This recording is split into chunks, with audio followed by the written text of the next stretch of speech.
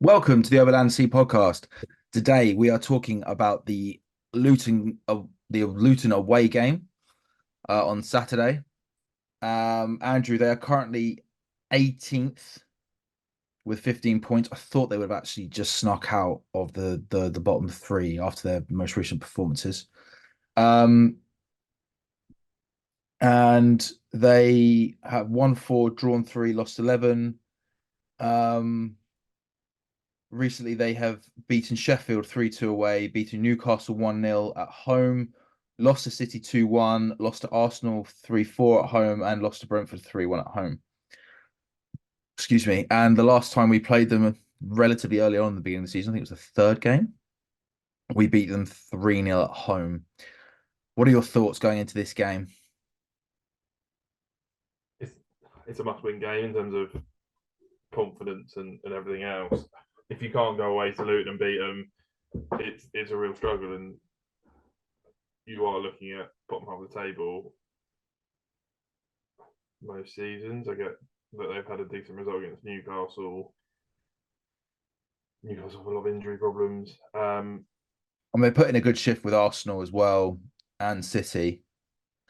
They were very unlucky to lose to Arsenal in the end, to be fair to them. Yeah, and I think it will be a low block counter attack. If they get the first goal, I think it's going to be a real uphill battle. So I think it's one we've kind of got to be a little bit careful. Fingers crossed we can get an early goal. I think Classic early goal, first goal, so important. having Raheem Sterling back for that one will be helpful. I think it's a kind of game that he can like him when he's in a mood to take people on really helps us. Yeah. I think having Cole Palmer also rested as two of our better players this season, that's really beneficial to us, and hopefully that will play into our hands quite nicely. Um, but yeah, it's one of those that you've really got to go away and get a result and get 3 points and not give me a heart attack um, while doing it. I think that'd be ideal. Yeah, I mean, obviously Kenilworth Road is a different environment. It'd be one that the players aren't used to due to how close the fans are to the pitch. It's a very old stadium. Um, and yeah, having Palmer back and Sterling back should hopefully benefit us, especially if Sterling is, as you said, on his day going to run and attack players. I think it'd be interesting to see which players then sort of drop out or he uses with those. I'll be amazed if they don't play Sterling and Palmer, to be fair, after having a rest. Um, and like you said, momentum. Just got to keep that momentum going because we end up playing a couple games, getting some good results, and then all of a sudden it just goes and withers, unfortunately, which I thought it was going to happen against Palace. Um, should we go straight into the starting 11s then? Let's do it. I'll let you go first because I went first last time. Petrovic and goal.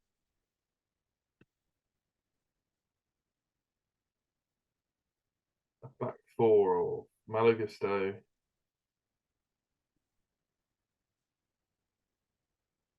Thiago Silva, Buttershield.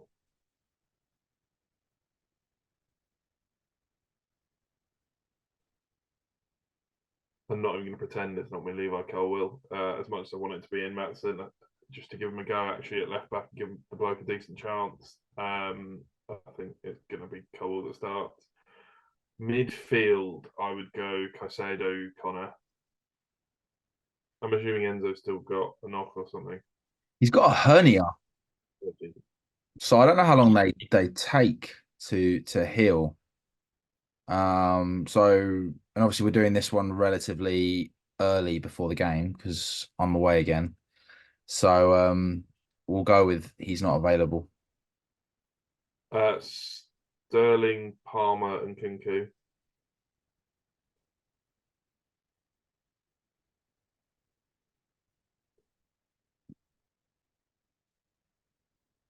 I'm guessing you want Palmer on the far right, yeah. Yeah. To be fair, I think Cole Palmer and Nkunku might interchange a fair bit, which is one of the benefits of those two. And then Bro, you're up top. Well, I think we're getting to a point where we've got a few players that can interchange now.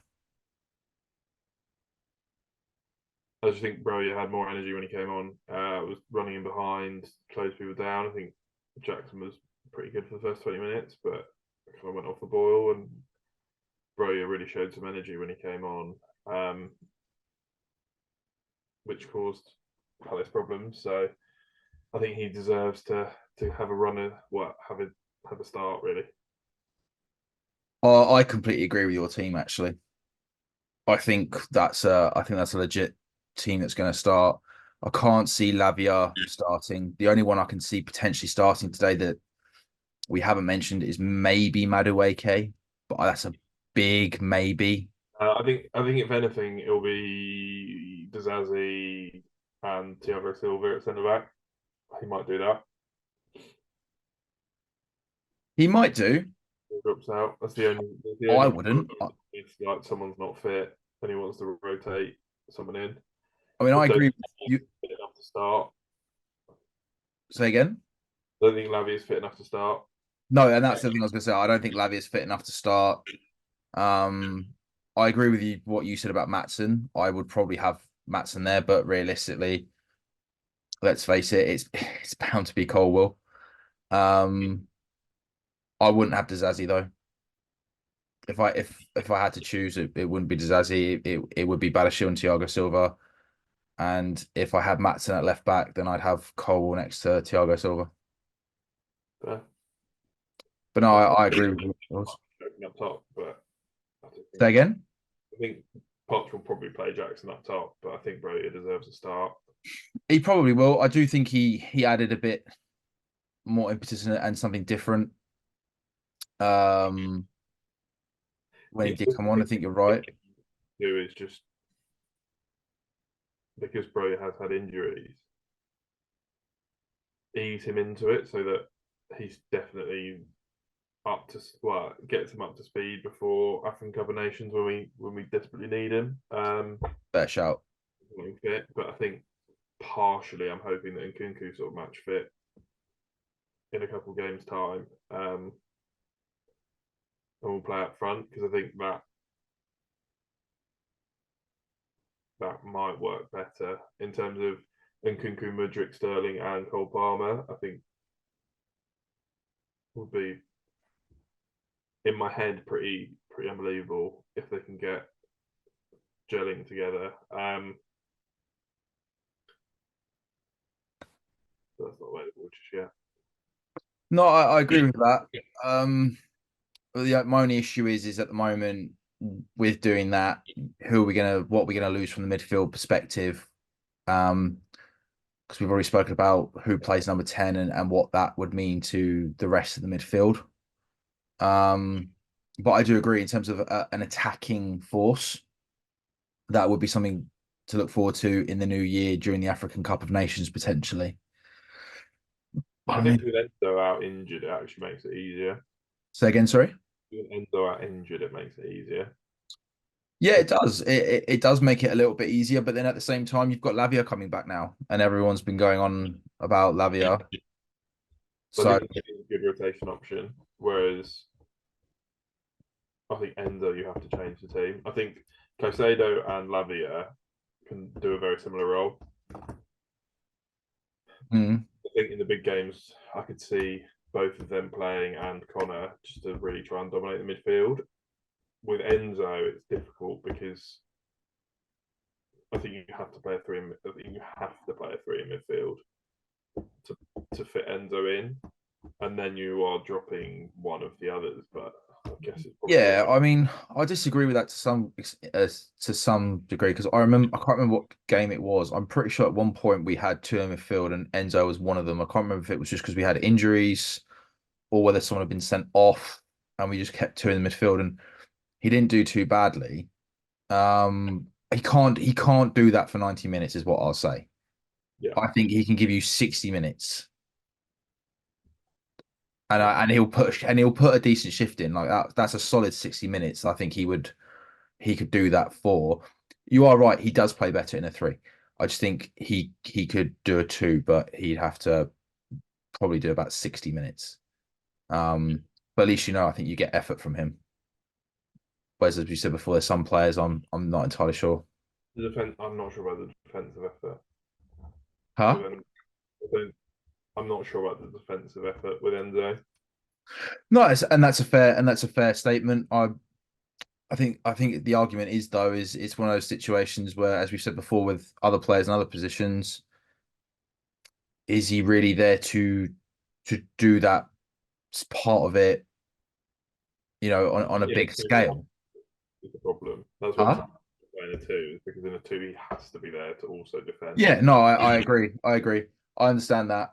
But then I think so the only one I could really speak for on that level is Connor. I'm waiting to see what Lavia brings. I'm still not convinced on Caicedo either. Sometimes he has good performances, sometimes he doesn't. I don't know. Yeah, even Dad was talking about Caicedo today on the way back to the car and was just like, I'm not sure of him. He looks a bit lost. Um, so it is an interesting dynamic. Maybe they do you know what, maybe they weren't the right partnership that everyone kept going on about. Maybe that's what it is. I don't know. Um, but the more players that come back from injury, the better it is for us and see what works. We've got more options.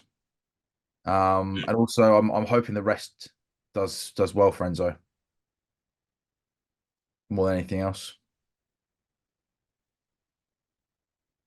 What's your Any Say again? score prediction? Um, I'm gonna say 2-1 again. Fine, over 2-0 then. Not what I wanted. Let's just say 2-1 then. It doesn't matter if we agree on what bloody score we think it's gonna be. Who I mean, we scored? got the scoreline right today. Yeah, if you didn't get goal scorers right, so it doesn't matter. No. Well, I did say I won't say Madueke because I wanted him to have a good game and he got the penalty. So I think I kind of helped out a little bit there. Yeah, if you didn't get it right, so it doesn't No, matter. it's true. No, I didn't get it right. Who goal scorers? Um, I am going to give one to Cole Palmer this week, and I'm going to give one to Broya. Going Kunku Sterling. Fair. Just have a feeling. I don't think it's going to work, but I nearly said Sterling, uh, but I'm going to go with Cole Palmer, Broya. now they won't score, but we move. Hey, as long as do you know what? I'll be happy with just the 2-1 result in our favour. Um, That's what it. else do you want Huh? That's it. You done? Yeah, that's. I've said everything that needs to be said now. I think. Oh, fair enough. Well, Andrew says he's done. So, in that case, thank you all for watching. Like, share, subscribe, comment, follow, notification button, and stay tuned for the post-game Luton analysis. Thank you all for watching.